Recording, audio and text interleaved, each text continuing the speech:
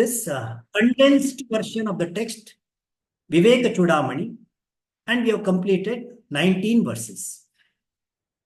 And we have seen that there are 4 qualifications that are required for a student to begin this scriptural inquiry. So what are the 4 qualifications? Viveka, Vairagya, Shamadhi Shatka Sampatti, and Mumukshutvam. Now, in a previous session, we saw the definitions of the last 2 of the 6 disciplines, the 6 virtues, which are known as Shamadhi Shatka Sampatti. And these 2 virtues, these 2 disciplines were Shraddha and Samadhana. So what is Shraddha? The meaning of the Shraddha is, of course, trust, means faith. In the text it is defined like this, as the conviction that the Shastra and the words of the teacher are true. That conviction is said to be Shraddha. Okay, what is Samadhanam? In general, we know it as the ability to focus the mind. Now here it is defined as placing of the mind always in every manner in Brahman, that is pure. That is said to be Samadhana. Then after that we came to the 4th qualification, which is Mumukshutvam. And what is Mumukshutvam? We have known it as, intense desire for moksha. Now in the text, Mumukshutvam is defined as the desire to give up the bondages of the body-mind complex. All those bondages which are born out of ignorance by the recognition of the true nature of oneself. This is Mumukshutvam. Now, having gained the 4 qualifications to a large extent, the seeker should then approach a guru who has the knowledge that is unfolded by the Shastra. And what are the qualities of such a guru? We saw that in the 19th verse. These qualities are enumerated. So Guru is the one who has knowledge of Vedanta Shastra. And he knows the methodology of teaching the Vedanta. And the Guru follows a dharmic lifestyle.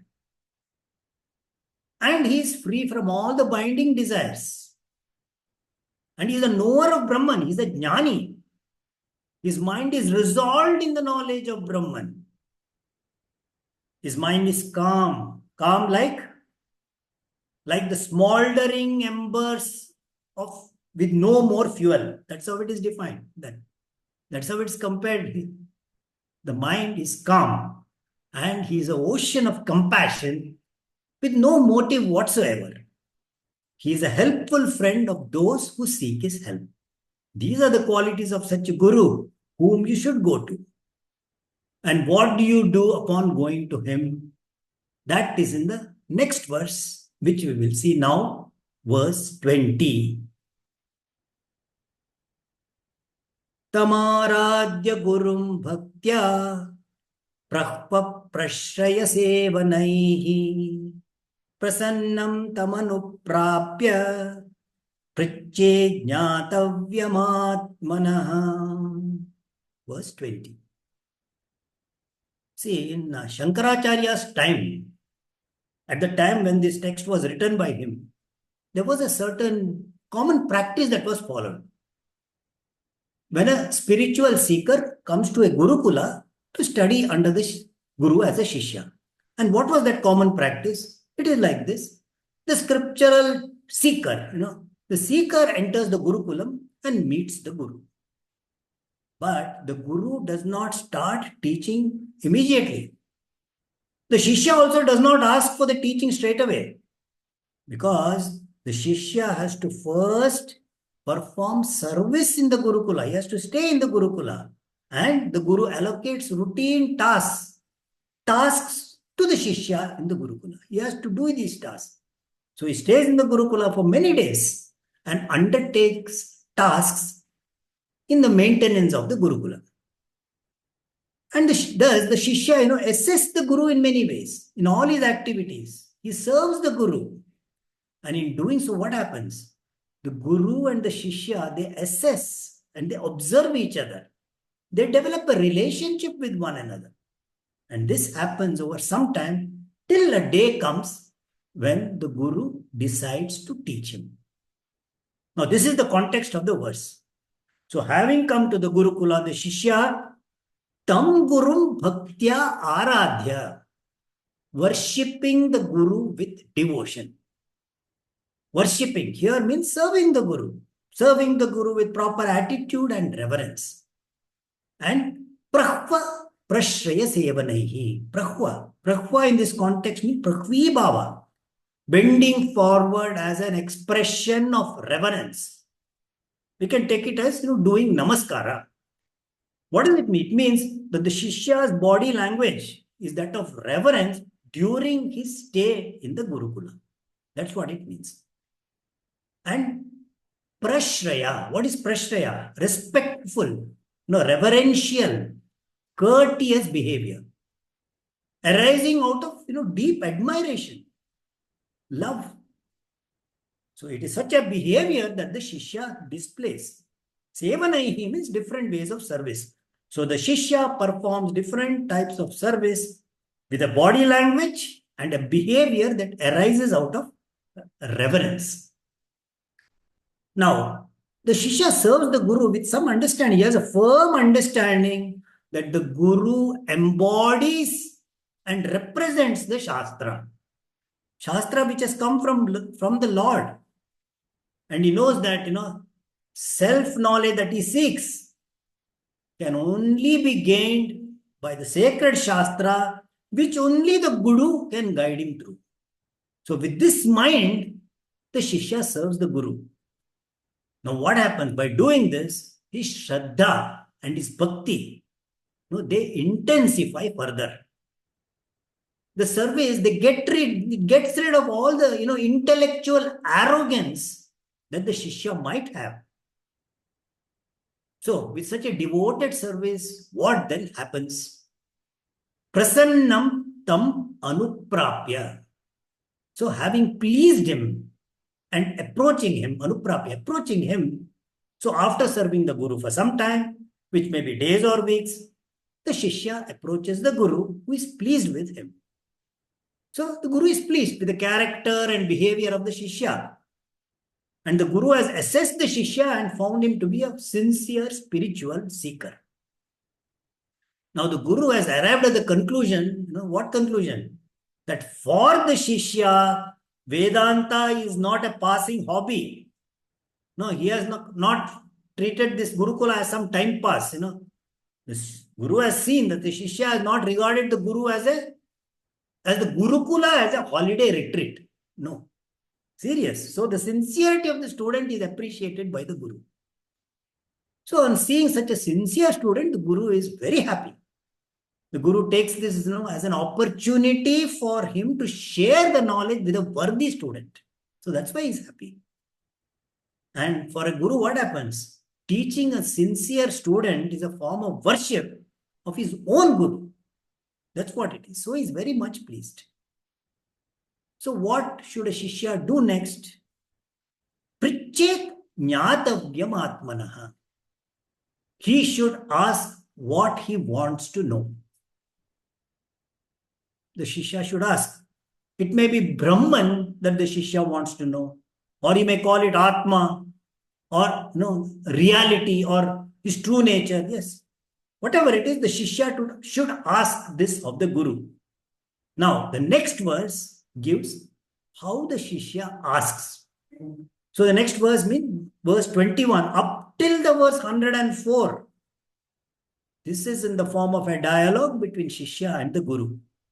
See, the names of the Guru and the Shishya, that is not mentioned.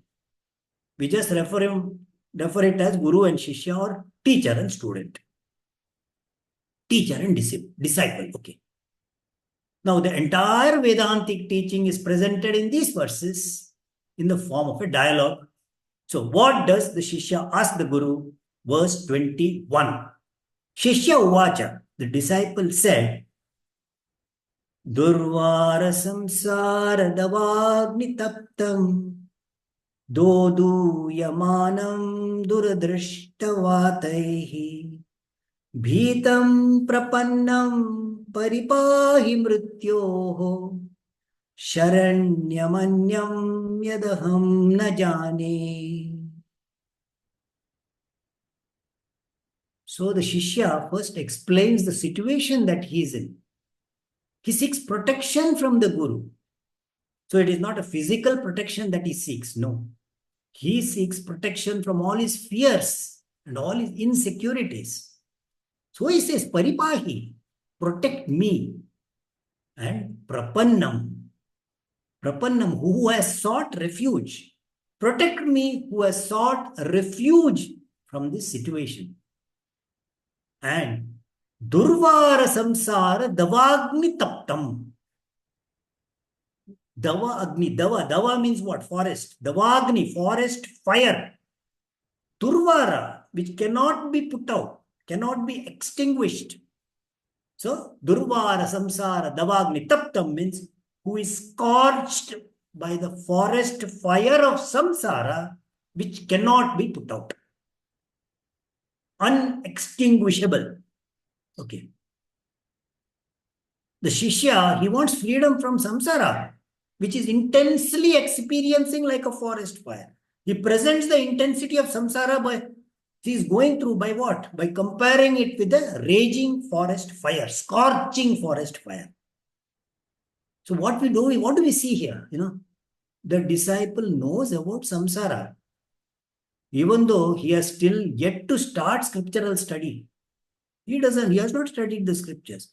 So he must have known about samsara from reading religious books or by listening to discourses on Ramayana, Mahabharata, Bhagavatam, etc. from that. Because these describe what jnana is and what moksha is. What is the meaning of samsara? What is the meaning? Samyak sarati iti samsara. That which keeps moving constantly. What does it mean? Constantly moving from body to body, from one body to another, facing disease, old age, death in every one of these bodies.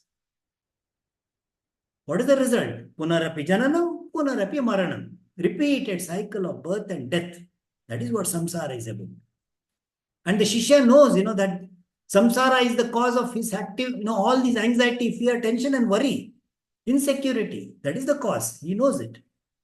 That's why he compares this samsara to a forest fire which rages, spreads, destroys. Davagni. So here the Shishya has pinpointed the problem that he is confronting. He tells the Guru very clearly, I want to get out of that. He wants freedom from mortality. Now we can infer that, Shishya knows about dharma, artha, kama. He knows that these will never save him from samsara. He knows that only self-knowledge can save him. And he further says, Dodhuyamanam. Dhu means to shake. Dodhuyamanam means intensely shaken. I am shaken up completely by what? Duradrishtavataihi. Adrishta, we know what it is. Prarabdha karma, adrishta. Duradrishta, bad prarabdha, bad papa karma. Duradrishtavataihi, strong winds of my own bad karma, my own papa karma. So I am being intensely shaken up. I am being tossed about by the strong winds of my own papa. It's like a wind blowing and, here and there. Okay. So I'm facing problem after problems, having to face all those unpredictable, uncontrollable situations.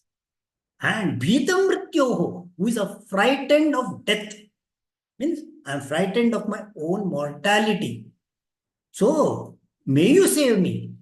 Save me, for good from the samsara fear. Let me feel ever secure. This is Shishya's earnest request. And he continues, last line. Sharanyamanyam yat aham na jane.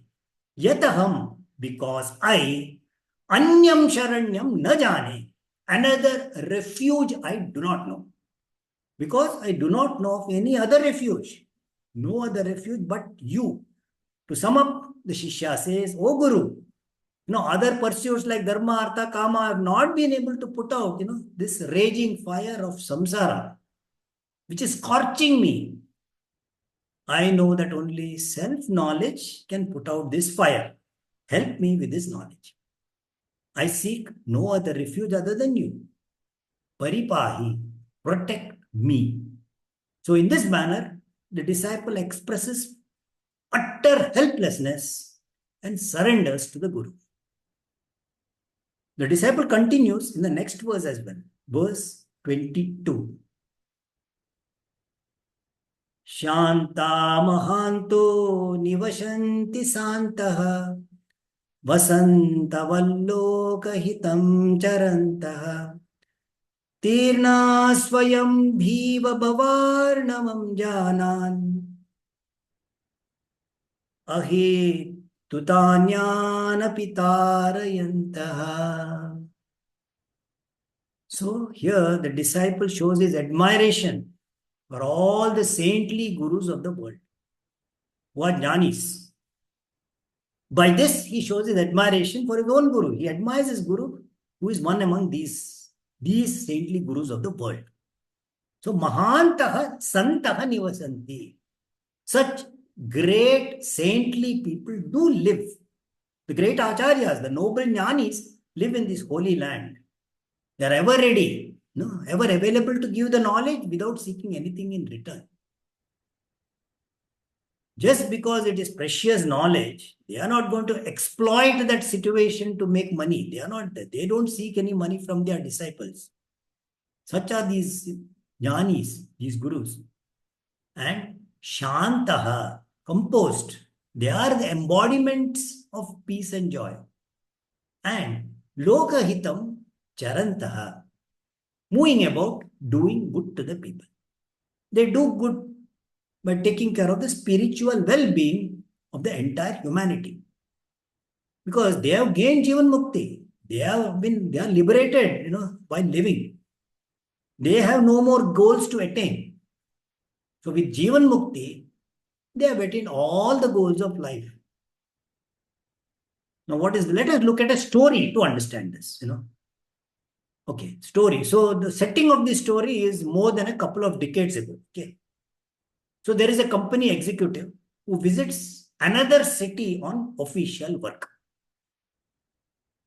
Now what happens? He finishes the work by noontime. But the next flight back home is next day.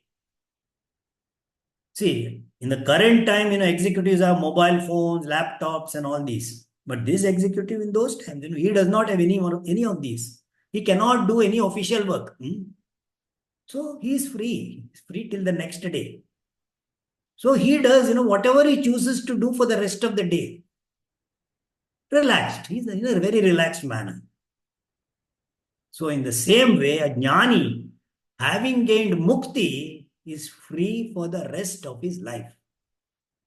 If you ask him, what do you want? He will say, I don't want anything. I am full and complete. He's relaxed. So he spent the rest of his life, moving about, doing what? Lokahitam charantaha, moving about, doing good to the people. Jnanis work for the welfare of the people. These are such gurus. And how can you compare such a jnani? What can you compare such a jnani with? The verse says that. Vasantavat, like the spring season. Vasanta is the spring season. So among all the seasons, we can say, spring is the best, Vasanta. Weather is comfortable. It's neither hot nor cold in this season. Nature is at its best then. Trees and flowers are colorful. There are colorful flowers on the trees and plants. There's fragrance in the air. Birds are singing. Colorful butterflies are hovering. So this scenic beauty brings peace and joy to the people who behold. A jnani is like the spring season. Wherever he goes, he spreads peace and joy. His very personality radiates this peace and joy. Radiation is there. His words are uplifting, inspiring for all those who come in contact with him. So like the spring season, he gives happiness to all. And these jnanis are Bhima Bhavarnavam Swayam Tirnaha. Bhima. Bhima means actually fearsome, terrifying. See, it does not refer to the Pandava Bhima here, not that Pandava. Pandava Bhima is an apt name for Bhima. It is an apt name, Bhima, for the Pandava, because he was renowned for his vast size, immense physical strength, fierce nature, yes. But here it means fearsome, terrifying. So Bhima, Bhavarnabam, the frightening ocean of samsara. Swayam Tirnaha, Tirnaha. They themselves have crossed over. So these jnanis have already crossed over the scary ocean of samsara. They have transcended, the anxiety and fear of loss of security, disease, old age, strength, all that anxiety and fear, they have transcended. They have crossed the ocean of samsara. Then, ahetuna anyan janan api tarayantaha. Anyan janan, other people, making other people also cross without any expectation. Ahetuna, without any expectation in return. So they have dedicated the rest of their life for only one particular service. What is that? Pulling people, other people who are drowning in the ocean of samsara. Helping them cross over the ocean of samsara. They have dedicated their life. And in return for their help, of course, they expect nothing, motiveless compassion. In short, the Shishya conveys this to the Guru. Our land is full of Mahatmas. I have accepted one such Mahatma, such as you, as my Guru. I request you to save me too from the ocean of samsara. Now the Guru responds. Next verse, verse 23. Sri Guruhu Vacha. So the Guru responds.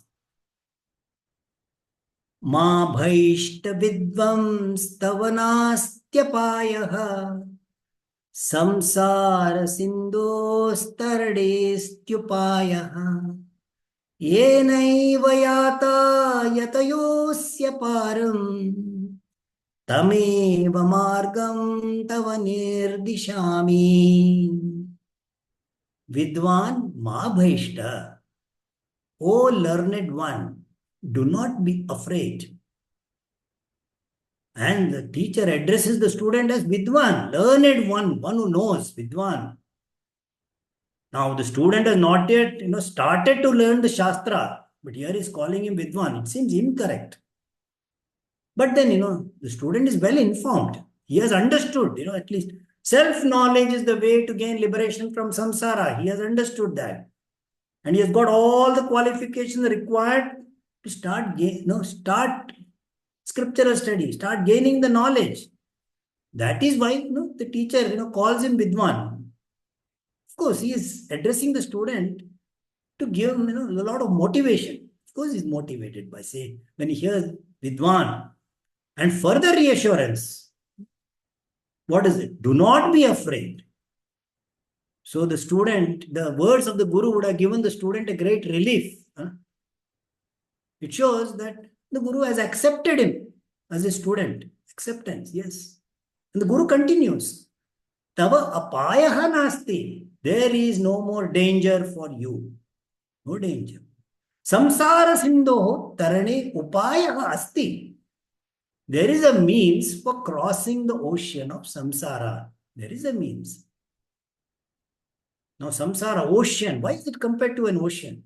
Samsara is always compared with an ocean. Why? Because like the ocean, it's so vast, it's so deep. And with so many, unpredictable and unknown dangers lurking, in the ocean. So that's why it's an ocean. Crossing the ocean of samsara, therefore, means coming out of the bondage of samsara. That's what it means. They have understood. Margam tava nirdishami. I will show you the way. Tameva yena, by which alone, yatayaha asya param yata. Yatayaha means generally means sannyasis. Means it means people who strive, people who put the right effort with commitment, to a goal. Such people, yatayaha. So, asya param yata. Param, other shore, have gone to the other shore of this. This means samsara is the other shore, no? The other shore of the ocean of samsara. So, tama eva yena yatayaha asya param yata. By which alone the people of the right effort have gone to the other shore of this samsara. So what does the Guru mean? Guru means I know the way out of samsara. Because it's not a new one. It has been given by the Veda at the beginning of the creation itself. It is there. And this way has been followed by very many people before. And by doing this, they've all solved the problem of samsara. Therefore, it's a time-tested solution. And I know the solution and I will give it to you. You too can become free of samsara. Assurance, reassurance. Okay. So the Guru continues with a verse that gives the very foundation of the teaching. Profound verse next. So in this verse, the teacher diagnoses the problem. He gives a diagnosis and he gives a solution as well.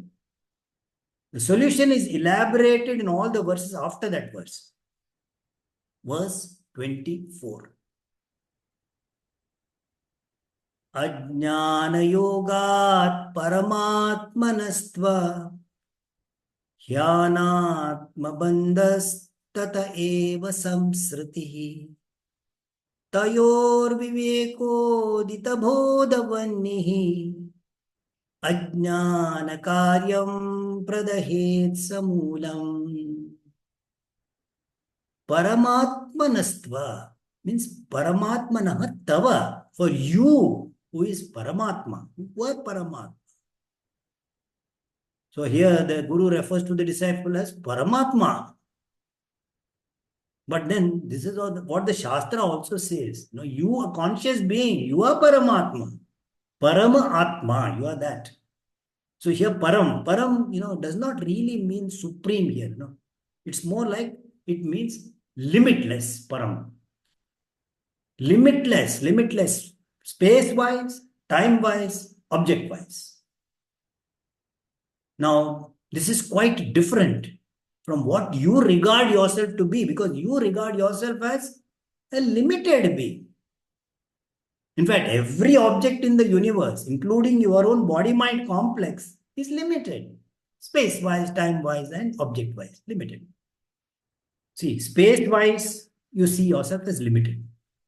Because you believe that you're confined only to this physical body. So, when you're in one place, you're certainly not in another place. Confined, limited, space-wise. Okay, then time-wise also you regard yourself as limited because you see that you're not there before you're born, of course. You see yourself.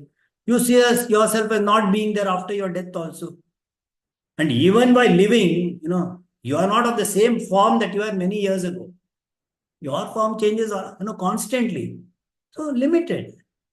So you feel yourself limited time-wise. And thirdly, object-wise. Object-wise also. Because you are a human being, you have a certain form. So you can never be, another being with another form. Can never be that. You are limited object-wise.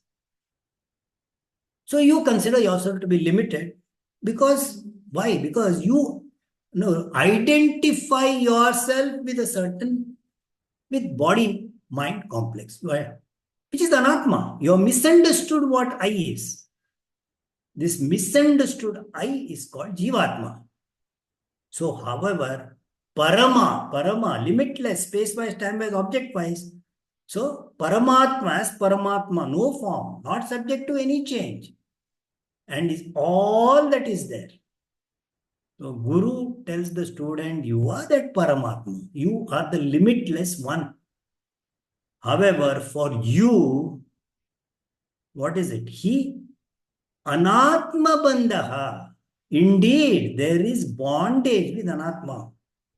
You consider yourself as limited because you identify yourself with an anatma, the body-mind complex. That is the bondage. And that bondage, of course, not real. It's only a notion that you have got. That notion has arisen because ajnana yoga, because of your association with ignorance. You are ignorant of that fact that you are not the body-mind complex. You have taken yourself to be anatma, whereas you really are that atma which is paramatma. That's what you are. And moreover, this ignorance results in tatayeva, that alone, due to ignorance alone, samsritihi, the flow of birth and death, samsritihi. So due to your ignorance, your I sense is in anatma, the body-mind complex. And because your I sense is in anatma, you become an enjoyer. So to enjoy, you become the doer and an enjoyer of the results of action. So you keep on doing, and as a doer, you gain all the punya papams as you go along in doing. And therefore you are reborn, to enjoy all those punya papams. And when you are reborn, you do the same thing. So you're born again. So the flow of birth and death goes on. That is the samsriti. So in this manner, the verse gives the cause of samsara. What is then the solution? Well, Viveka Udita Bodha Vannihi. The fire of knowledge, Vanni, fire. Bodha Vanni, fire of knowledge born out of Viveka, discrimination. Tayoho, between the two, between the discrimination between the two. What are the two? We have to supply, Atma and Anatma, that difference between that.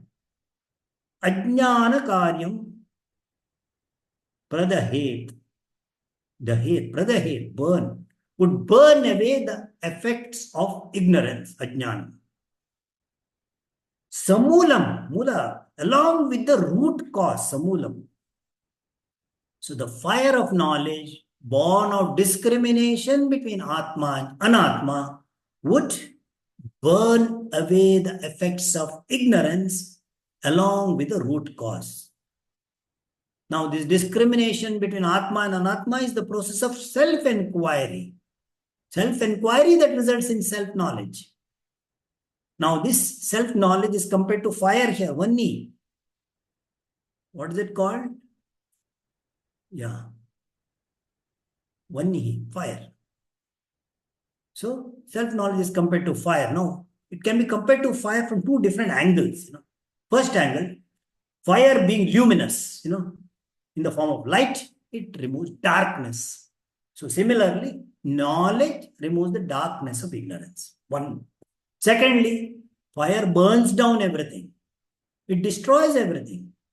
So, fire of knowledge will burn down the entire samsara.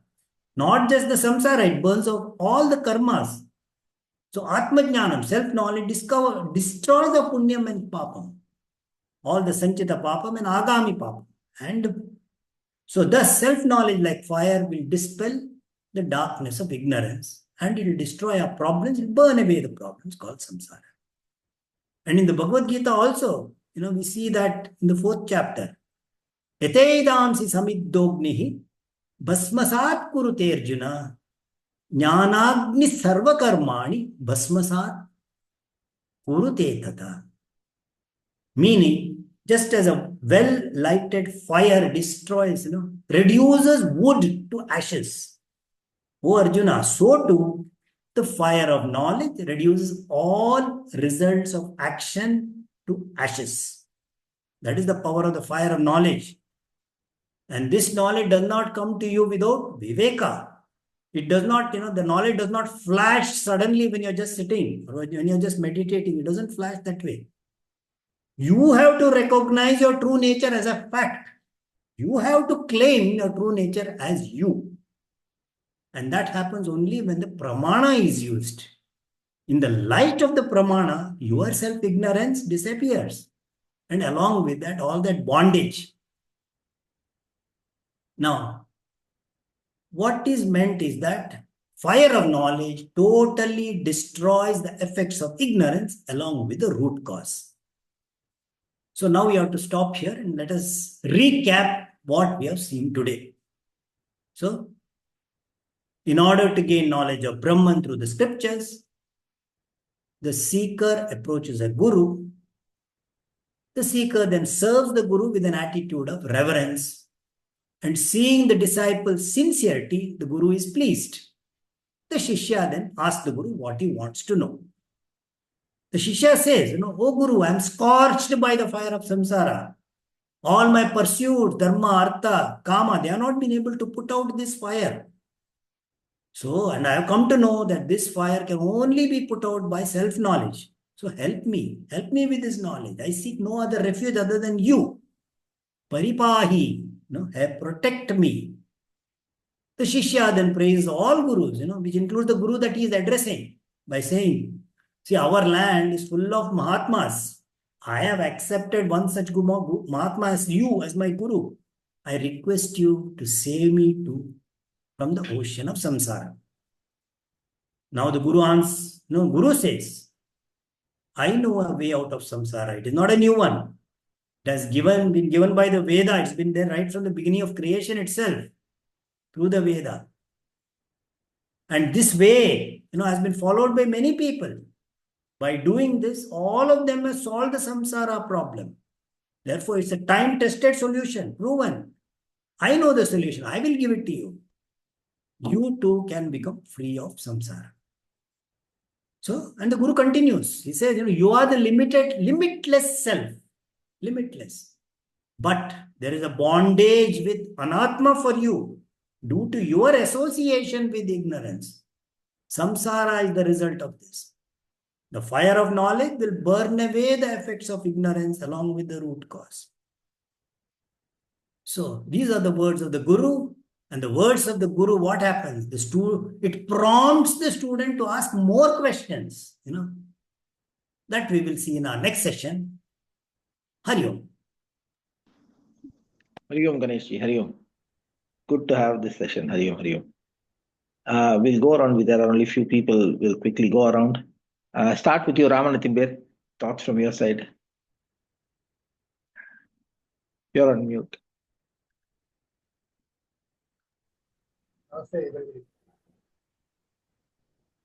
I have nothing to add to what Ganeshji has said. But then any student, when he comes, the master always encourages him. The same Atma is there in you also. Don't worry, it is only question of taking. But maybe the Duratmas, there's a Duratma, the other people who are in the mundane life, those are all that is just like Durachara, what we say is, by virtue of our association, we get into a lot of confusions. Selectively you have come to me. I have come to you, sir. I am confused. I come to you. I know you can solve it. So I am bogged with the material things. So you please save me like that. The student is asking. This is the thing. But the master also he says, you don't think that you are not a big person. You are yourself a great Atma. That is why you are here. This is the way a guru approaches a student. Student never gets confused. Otherwise, if the master is thinking that he is a master, ring master with a scale, the student will not go. He will be only looking at the scale. He will not be looking at the matter he is telling. So here the guru also says submissively, the Paramatma is in you also. You have come. I have taken this place as a guru. You are yourself powerful man, but you have to come out of the samsara problem. This Sukha Dukkangal or whatever birth and death and all will come out of it if you know the actual knowledge that the Paramatma is also there in you in your Atma. So if you have that recognition that the Atma and Paramatma are one and the same, probably all these confusions will go like this. He is starting. So here Guru is trying to be submissive, putting the boy also on the higher pedestrian so that he is able to think on his level of lectures. That's it. It's a good, prelude before he is going to teach him more things. That's how I Motivation. Hari Om, Ramanathimbir. Thank you. Lataji, any thoughts from your side, Lataji? Hari Om. Interesting topic today. Just to add to Ramnathime's connotation of the Shishya and Guru thing. The Guru calls the Sishya learned one. Okay. So actually, the person who realizes that he is caught in the fire and he wants to get out of it, that itself is a 10 leap forward from actually where we are. To realize that we are in problem and we want to come out of it, and approaching the right person to help us come out of it itself, you're 50%, you have crossed 50% of the trouble in itself. That is why the Guru is addressing the Sishya, learned one. Because unless you have that knowledge that you are in trouble and you have to get out of it, that itself, if come to think of it, I always question myself, not now, years back, when I used to be in school, in college also. Suppose if God appears in front of you and says that I am giving you moksha, are you ready to leave everything? Your property, your money, your relatives, your loved ones, everything. And then are you ready to take that moksha today? Just question ourselves. Till now, I have not been able to say a complete 100% yes to it. We are not ready. So that itself, this person who has approached the Guru has already got that qualification. That is why the Guru is addressing him as the learned one. Because I need the right kind of education. And what kind of education? Who will provide that? That understanding itself is a big learning. We are still in the process, I would say. And interestingly, Ganeshji said that the samsara is also a forest fire. Actually, the self-knowledge to kill samsara is also the fire. But there is a difference between the two. One is all engulfing the fire. The other one is the illuminating fire. I reminded of this recent California forest fire raging. And I saw on TV that there is a big evacuation squad who are helping the people who are caught in the fire to get out of the place. All of them, they leave all their property, their belongings, everything behind, and they move to a safer place to start a fresh life. So these gurus or jnanis are like these evacuation squad sent by the Lord. But if you still cling on to the property there, thinking that I cannot leave this behind. I have been all my life, I have been working to get all this in shape and I can't leave it behind, then there is no way you will get destroyed by the fire. If you understand the situation and then you are properly led by the evacuation squad, then you can move to a safer place, I thought. Just a comparison between what is happening actually practically today to what Ganeshji was explaining in the session. I thought I would share that. Thank you. Well put, Lataji. And it's interesting that you pointed out there's fire everywhere. There's fire in the first verse, fire in the last verse. One is a destructive fire, another is a, what do you call it? Benevolent fire. So it's fire. And the other interesting part is the self-knowledge, it destroys all your agama karma, sanchita karma, everything, and it grants you that liberation then and there. This my cousin who lives in Tiruvannamalai, he is a mumukshu. He always says that you don't have to be worried about, like, I am bound by so many things. I don't know how many janmas it will take for me to attain the liberation. He says it's a moment of realization. Once you get the realization, then everything will vanish. So that is this is a kind of a pramanam statement for what he said the other day, I thought. So it's the realization. It is there already. It's not something which is going to come. Only thing is that you will have to illuminate that fire of knowledge to dispel that darkness within you. Then all your karmas, everything will be burnt. But easier said than done, because what we actually read is one thing, and then what we actually grasp is one thing, and what we actually understand is the other thing, which is far away. So we're all bound, as he says. Yeah. Yeah. Thank you. Thank you. Thank you. Just want to share something. Yesterday I was listening to Swami Divyananda Pranaji. The same Swamini ji that she was giving lecture that I attended in Uttarakhand. she started the next series, and this is Panchadasi, and she was quoting a story of Ramakrishna Paramahamsa. Apparently, there is a very close aide of Ramakrishna Paramahamsa whose wife, well, that person was a drunkard, and he was troubling his wife. And Ramakrishna Paramahamsa referred his wife to visit Sharda Mata and take the blessing of Sharda Mata. But after 12 years, this drunkard person comes back to Ramakrishna Paramahamsa, and even then he's not, he's not completely changed. He still, wants to drink and all that. So he visits Ramakrishna Paramahamsa, and he comes in. He has the audacity to ask Ramakrishna Paramahamsa, "Do you have wine?" You know. So yeah, Ramakrishna Paramahamsa says, "Yes, I have wine."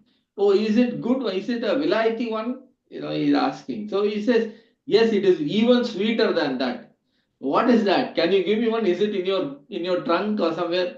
"No, no, it is. I'll give you right now. It is nothing but the name of the Lord." You know, and that is much more sweeter than that. Do you think it is much more sweeter than the wine that I drink? This guy asked. "Yes, I'll give you right away." So he touches that person, and since then that person changes. He changes and he becomes a very ardent bhakt of this person. And apparently one day when they two were in the boat, they were alone in a boat crossing the Dakshineshwar Ganga, the river. When the boat is in the middle of the river, this person holds Ramakrishna Paramahamsa's feet and says that, "Guru, I have done a lot of mistakes in my life.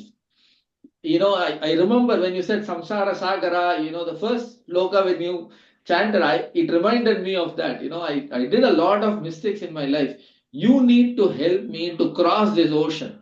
Then only I will take you in this river, take you to the other side. I will not leave your leg. When I die, you have to come with me, hold my hand, take me to the moksha. You have to give me moksha." So he had that a faith in his guru, and apparently it seems it happened apparently. So Swaminiji was explaining that story. So when guru's power is so much that even with a touch, just like what Lataji mentioned, just like that, all problems will go away. Just thought I'll share this story with everybody. He was smart enough to ask the right question to the right person. Correct. That itself is, yeah. So even if we meet the greatest guru, we may not be in the position to ask him that thing. So he was really smart to ask him that question. "If you want me to cross over this, then you have to cross me samsara." What a bargain, no? What a bargain. And in the earlier instance, he got his wine also. Yeah, he got his wife, correct. YTG, any thoughts from your side, YTG? Different side, different time. Hari Om. Thank you, Ganeshji. Excellent one. Thank you very much. As always, between this Guru and Sishya, are all these Gurus are realized, and what is this realization? How the Sishya comes to know that the Guru is realized? Or it's just over a period of time, they become Guru automatically? Well, the Shishya has to make an assessment. That's how it goes. He has to have that faith that Guru is a jnani, and that's how it is. Okay, most Sishyas are ready to be submissive. They are ready to accept anybody as a Guru. But from the Guru's point of view, all Gurus are realized souls, or they are one step ahead of the Sishyas, or how it works? Like not necessarily. There are gurus and gurus and gurus, but not all of them are realized souls. So it is just. A real guru will not say that he is a guru. "Please come to me," like that he will not call. You have to select him and then you have to approach. That is the difference between a bogus guru and real guru. Real guru never asks you to come by. You come, I will give you jnanam, I will give you. Never he says. You have to choose the guru and go. It is just like you demand the milk, you will get it from the mother. It's not that only a crying baby gets the milk. There's a version also is there, no? Otherwise, my mother will think that child is comfortable, why we should disturb? So when the child cries, automatically mother gives milk. So the guru is not the one who is demanding for students. He is not a real guru. A student, they approach, if they look at him and find a good vibration under him, they approach him. Vibration. So guru is not that, you cannot label a guru and then accordingly direct people. It is not like a school teacher. All school teachers are not gurus. Let us be clear on that. True, Teachers true. take lesson. They are taking you as a group. You are going, but you not that one student only will be real student to the master of the class. So All one are more doubt. Now reading multiple scriptures and knowing so many things, okay, is it all necessary? If you have the right guru, maybe a sparism, like he was telling, no, Nataraj was telling, a sparism of the guru, that can take you to the realization. So where is this, means if you are destined to be realized, then you get that right guru and he gives some sparism or some kind of contact or whatever it is that, he passes that benefit to the desiring or the deserving disciple. So is it really required to read all these, so many scriptures and other things, so many steps are required over? It varies, Vaidiji. It varies. See, I'll give you an example. See, I just told you about this particular disciple in Ramakrishna. Under Ramana Maharishi, there was a disciple where once he got transferred from where he was Tiruvannamalai, he was working in Tiruvannamalai, so he was close with Ramana Maharishi, and he got transferred to another city. So he was a bit concerned, worried that oh, I am going to move away from my guru and I have to work somewhere else, etc., etc. So he was, but then Ramana Maharshi asked, "You think I will be away? You think I'll be away when you move away from this city? You think I'll be away from you? If you think I am away from you, then you have not learned enough." This disciple has worked with Ramana Maharshi for so long, still he was feeling that by just moving away from one city to another city, he will miss his guru, right? So Ramana Maharishi asked, do you think, if you feel you are missing me, then you have not learned what I have been teaching so long, right? See, it varies. So one disciple being there for so long is not able to get, another disciple is able to get. So it depends on each of our own spiritual, growth. I would say that, if Karma you also, have a maybe. guru comes to you, it will take time for us to realize. It is on our own journey. We are going in our own speed. One might be, 1 kilometer per day, one might be 1 kilometer per year. So it depends, right? So there is no magic solution. It's all efforts, understanding the scriptures. For some, it will be easier. For some, it will take a longer time. But there's no easy way. Thank you. Thank you. Kannanji, anything from your side, Kannanji? Thanks a lot, Ganesh. Nothing from me. Thank you. Thank you. Thank you, You Kananji. were telling something, Lataji. You want to say, and then we can close out? No, I think in the interest of time, we will close today, but I will answer Vaidiji's question later. I think he always raises questions about finding a guru. I would like to share some thoughts, but some other day, Natarajan. Okay, I'll do my Arthi. Give me a minute.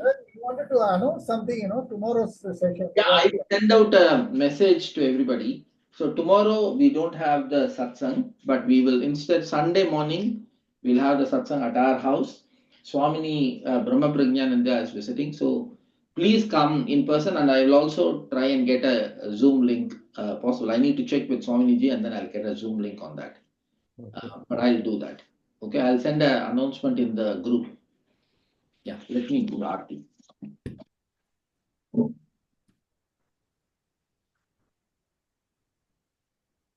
ओम कृष्णाय वासुदेवाय देवकी नंदनाय च नंदगोपकुमाराय गोविंदाय नमो नमः। वसुदेवसुदं देवं कंसचाणूरमर्दनं देवकी परमानन्दं कृष्णं वन्दे जगद्गुरुं कायेन वाचा मनसेन्द्रिये वा बुद्ध्यात्मना वा प्रकृते स्वभावात् करोमि यत् सकलं परस्मै नारायणायेति समर्पयामि नारायणायेति समर्पयामि ओम